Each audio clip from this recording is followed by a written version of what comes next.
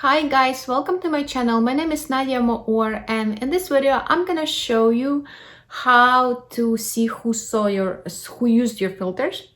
So I'm now on Instagram, and I'm gonna go to search, and I search for this blogger. She's very famous, and now I'm clicking on this face with the sparkles to see her filters, as you know.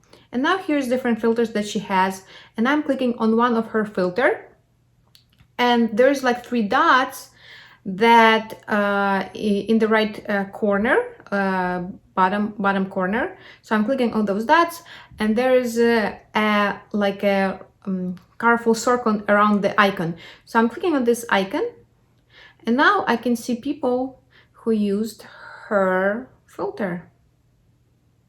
That's how you can check about your filters. And also you should remember that it only works for people who doesn't follow you, and people who does follow you, I believe it's not gonna work. Yeah, so it's like only for strangers who used your filters. And thank you so much for watching this video till the end.